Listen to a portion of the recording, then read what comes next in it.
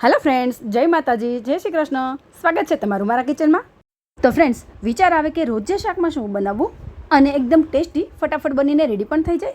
तो रोज करता कंई अलग एकदम टेस्टी अने चटपटू ए फक्त 10 ज मिनिट में बनीने रेडी थई जाय एवा चवाणुंना शाकनी रेसिपी बनावीशुं आज आपणे।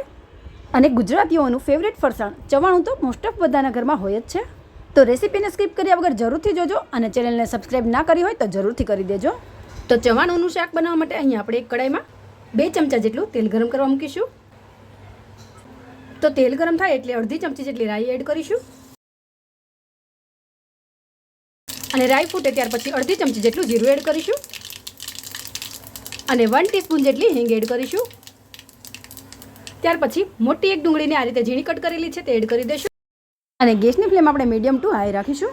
एकदम सारी रीते मिक्स करी लेशुं।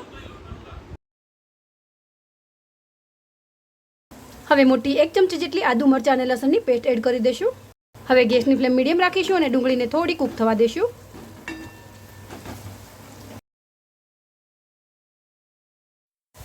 तो अहीं आपणे 1 થી 2 मिनिट माटे डુંગળીને कूक करी लीधी छे।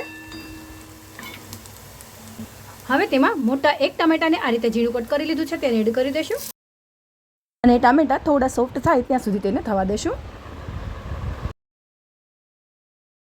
तो टामेटा एकदम सॉफ्ट थई गया है। हवे तेमां थोड़ा मसाला एड करीशुं। 1 टीस्पून जेटली हळदर एड करीशुं। अर्धी चमची जेटલું धाणा जीरुं पाउडर एड करीशुं अने अर्धी चमची जेटલું लाल मरचું पाउडर एड करीशुं। અહીં આપણે ચવાણું પણ થોડું તીખું જ લીધેલું છે અને મરચાની પેસ્ટ પણ એડ કરેલી છે। તો લાલ મરચું પાવડર તમારા ટેસ્ટ અકોર્ડિંગ એડ કરવાનું। હવે ટામેટા સાથે મસાલા એકદમ સારી રીતે કૂક થાય ત્યાં સુધી તેને થવા દેશું। હવે સ્વાદ પ્રમાણે મીઠું એડ કરીશું। અહીંયા મીઠું આપણે ટમેટા અને ડુંગળીના ભાગનું જ એડ કરવાનું છે। હવે મિક્સ કરી લેશું। ફ્રેન્ડ્સ, રોજે મારી અવનવી રેસિપીઓના વિડીયો જોવા માટે નીચે આપેલું જે બેલ આઇકન ઓલ બટન આવે તે પ્રેસ કરી દેજો, જેથી નવી રેસિપીના નોટિફિકેશન તમને સૌથી પહેલાં જોવા મળે। તો આપણા મસાલા એકદમ સારી રીતે કૂક થઈ ગયા છે અને ટામેટામાંથી તેલ પણ રિલીઝ થઈ ગયું છે। તો હવે તેમાં 1 કપ જેટલું પાણી એડ કરીશું। તમારે શાકમાં જે પ્રમાણે ગ્રેવી જોઈએ એ પ્રમાણે એડ કરવાનું। હવે પાણી એકદમ સારી રીતે ઉકળવા લાગે ત્યાં સુધી તેને થવા દેશું। ફ્રેન્ડ્સ, આ શાક બનવામાં બિલકુલ સમય નથી લાગતો અને ઘરમાં જ રહેલા બેસિક મસાલાઓથી બનીને રેડી થઈ જાય છે। તો આ ટ્રીકથી તમે પણ એકવાર જરૂરથી ટ્રાય કરજો અને આજની આ મારી રેસિપી તમને કેવી લાગી તે પણ મને કમેન્ટમાં જરૂરથી જણાવજો। તો શાક એકદમ સારી રીતે ઉકળી ગયું છે। તો હવે તેમાં 1 વાટકી જેટલું ચટપટું અને ખાટું મીઠું ચવાણું એડ કરીશું। તમારી પાસે જે ચવાણું અવેલેબલ હોય તેનાથી તમે આ શાકને બનાવીને રેડી કરી શકો છો, પણ આવા તીખા અને ચટપટા ચવાણાથી વધારે સારો ટેસ્ટ આવે છે। હવે ચવાણું એડ કર્યા પછી આપણે ફક્ત 1 થી 2 જ મિનિટ માટે તેને થવા દેવાનું છે। હવે 1.5 ટીસ્પૂન જેટલો ગરમ મસાલા પાવડર એડ કરીશું અને શાકને એકદમ ચટપટું બનાવવા માટે 1 ટીસ્પૂન જેટલી ખાંડ એડ કરી રહી છું।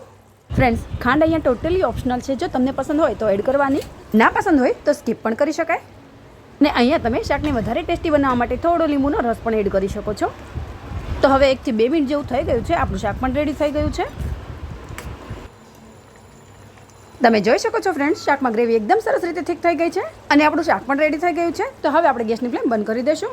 હવે ઉપરથી થોડા લીલા ધાણા સ્પ્રિંકલ કરી દઈશું અને મિક્સ કરીને શાકને આપણે ગરમા ગરમ સર્વ કરી દઈશું। તો દાળ ભાત, રોટલી કે પૂરી પરાઠા સાથે સર્વ કરી શકાય તેવા સુપર ટેસ્ટી આ ચવાણુંના શાકની રેસિપી તમે અચાનક મહેમાન આવી જાય ત્યારે આ શાકને તમે ફટાફટ બનાવીને સર્વ કરી શકો છો। અને કેરીના રસ સાથે આ શાકને સર્વ કરીને તમે એકવાર જરૂરથી ટ્રાય કરજો। હા ફ્રેન્ડ્સ, જો તમને મારી રેસિપીઓ ગમતી હોય પ્લીઝ મારા વિડીયોને લાઇક જરૂરથી કરજો અને મને સપોર્ટ કરવા માટે મારા વિડીયોને ફ્રેન્ડ્સ અને ફેમિલીમાં શેર જરૂરથી કરજો। વાહ ફ્રેન્ડ્સ, એકદમ મસ્ત બન્યું છે। તો તમે પણ એકવાર જરૂરથી ટ્રાય કરજો અને આવી જ રીતે મને સપોર્ટ પણ કરતા રહેજો। મેં મારા વિડીયો ક્યાંથી જોઈ રહ્યા છો તે પણ મને કમેન્ટમાં જરૂરથી જણાવજો। તો બાય ફ્રેન્ડ્સ, જય માતાજી, જય શ્રી કૃષ્ણ। ફરી મળીશું નવી રેસિપી સાથે। Thanks for watching my video.